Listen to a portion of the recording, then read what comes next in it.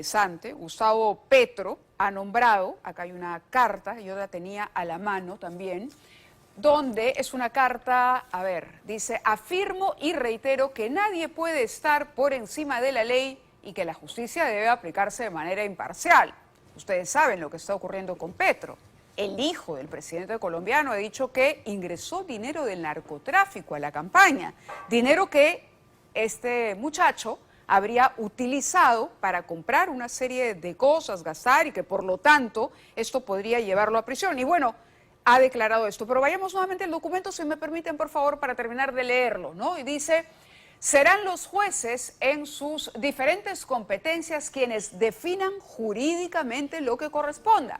Para tal efecto, le he otorgado poder al conjuez de la Sala de Casación Penal de la Corte Suprema de Justicia, Mauricio Pava Lugo, para que me represente. Eso es lo que ha señalado. La periodista Patricia Yaniot, periodista conocida colombiana, ha destacado en su cuenta de Twitter que todo muy bien cuando el señor dice que hay que respetar lo que diga la ley, pero el presidente Petro ha incurrido en un conflicto de interés, porque habría nombrado al conjuez de la Corte Suprema, Mauricio Pava Lugo, como su defensor frente a lo que todas luces, dice la periodista, parece ser una financiación ilegal de su campaña presidencial. De perder su investidura como jefe de Estado previo juicio político en el Congreso, el caso llegaría a la Suprema, donde el defensor, ese que ustedes han escuchado, él ha designado, haría las veces de abogado litigante frente a una corte en la que es conjuez y parte. ¿De qué estamos hablando? Farid Cajat está esta noche con nosotros, internacionalista. Farid, muchas gracias, como siempre, por tu presencia en el programa. Sabemos que es viernes por la noche, pero ya, gracias por darnos estos minutos. Estaba en el N, así que... Y viniste rapidito. Sí. Enhorabuena, enhorabuena. ¿Qué va a pasar con Petro? Es temprano para saberlo, porque habría que ver cómo evoluciona el juicio de su hijo. El hijo se ha cogido algo muy similar a lo que aquí, si el Congreso no lo modifica, todavía denominamos colaboración eficaz. Y entonces eso no solo implica brindar testimonio, o sea, es admitir responsabilidades penales, pero a su vez brindar testimonio contra personas que tienen, digamos, un papel más claro.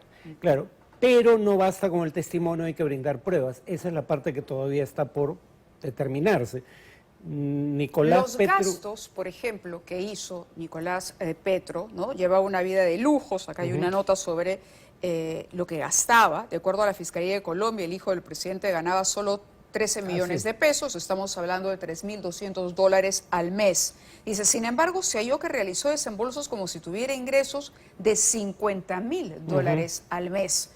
O sea, se supone que ganaba 3.200, pero gastaba como si ganara 50.000, lo que le permitieron comprar una mansión, un Mercedes-Benz, joyas y pagar costosos arriendos. ¿Eso de alguna manera no abona a su favor? Es decir, hay un desbalance patrimonial. No, que recibió dinero no está en discusión, él lo admite. Y además las pruebas, ahí sí hay evidencia, el desbalance patrimonial. La pregunta es si parte de ese dinero fue a la campaña de Petro. Eso es lo que podría afectar al presidente. Si no hubiera ido parte alguna de ese dinero a la campaña presidencial, es un delito del hijo, que no involucra en nada al padre. Pero que recibió dinero de, digamos, todo parece indicar, si no narcotraficantes en actividad, personas que fueron en su momento condenadas por narcotráfico. ¿Quién le daría dinero al hijo de Petro si no fuera el hijo de Petro? Ya, nuevamente, el punto es, utilizó el nombre, porque también hay la acusación de que ofrecieron cosas a cambio del dinero que recibían, pero no queda claro que realmente hayan concedido lo que se ofrecía. O sea, lo que está un poco implicando Petro es que su hijo fue utilizado, pero su hijo utilizó el nombre en beneficio propio y ahora está siendo utilizado por la justicia, porque también hay que decir que no es un alegato sin fundamento de Petro el afirmar que el fiscal general de Colombia es un rival político de Petro. Lo ha criticado a Petro desde antes incluso de que ganara la presidencia. El punto es que una cosa es que el fiscal general, el equivalente a nuestra Fiscalía de la Nación, sea un rival político del presidente, y otra que el hijo del presidente haya declarado lo que declaró bajo presión, que es lo que un poco sugiere Petro. De eso no hay evidencia.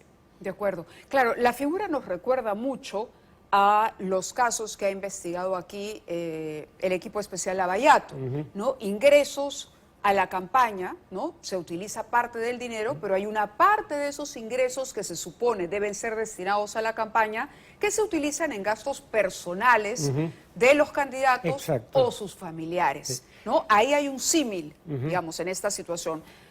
Digamos, suena creíble lo que dice Nicolás Petro. Sí.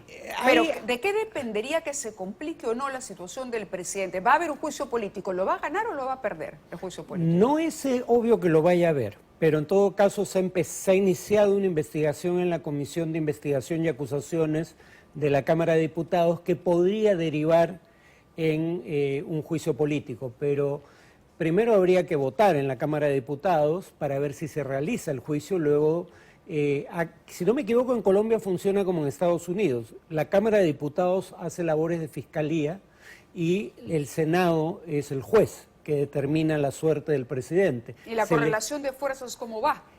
Eso no está tan claro porque hasta hace unos meses Petro tenía por una coalición que había formado, tenía mayoría en el Congreso. Okay. Pero rompió esa coalición, por ende perdió la mayoría. La gran pregunta es cómo van a votar sus antiguos aliados ahora que ya no lo son. En todo caso, es de presumir que se basarán en la evidencia que se presente en el caso penal. Y ahí, como digo, lo fundamental es no solo el testimonio, sino la evidencia que el hijo de Petro presente de que parte de ese dinero fue a la campaña.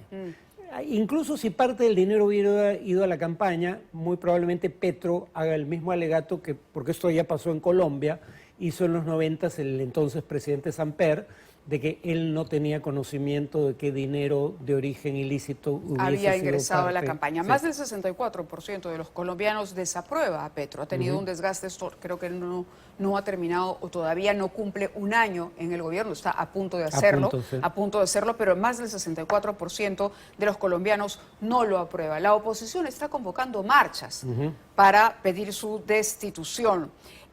Un poco mirándonos en el espejo, ¿no? O viendo los casos de presidentes de izquierda que supuestamente salen para marcar un cambio, pero que terminan envueltos en estos casos. En el caso de Petro, digamos, tú dices hay que actuar con cautela, porque hay que ver todavía si que lo que dice el chico se ajusta a la verdad o no. Pero igual, ¿qué reflexión te merecería todo lo que está pasando con estos gobiernos de izquierda que prometen una cosa, prometen hacer un cambio frente al statu quo, sobre todo a todo lo que fue la era Lavallato, por ejemplo, y al dominio de Odebrecht, y que hoy por hoy terminan también envueltos en estos problemas al poco tiempo de haber tomado el poder? A ver, en general en la región hay un descontento marcado con los oficialismos de derecha o de izquierda. Correcto. Así como Colombia, Bolivia ahora están en la picota, Argentina.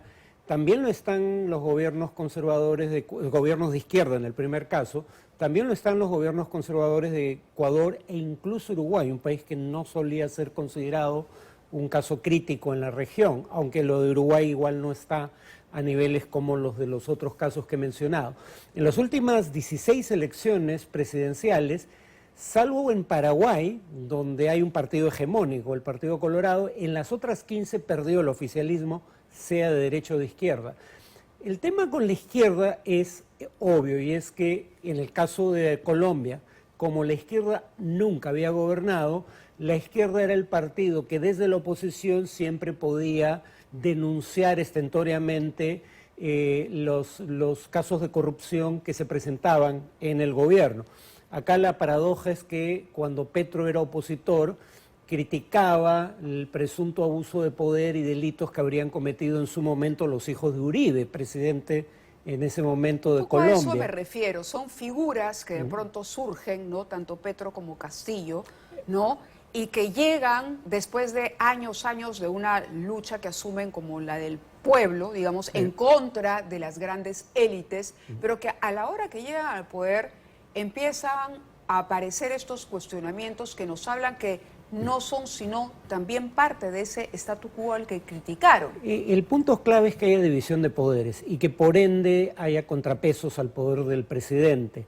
El problema en casos como el de Venezuela es que eso ya es una dictadura donde claro, el gobernante controla los demás poderes del Estado.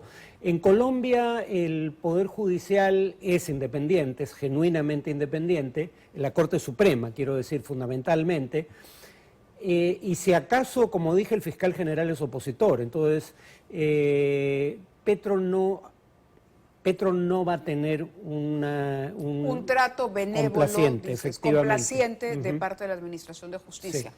Bien, pero se ha desgastado su popularidad, ¿puede agravar mucho más el descontento social? Sí, porque la cosa no venía bien, digamos. La economía no va del todo mal, aunque los esfuerzos por reducir la inflación, como elevar tasas de interés, pueden terminar afectando también las tasas de crecimiento económico, digamos, a la baja.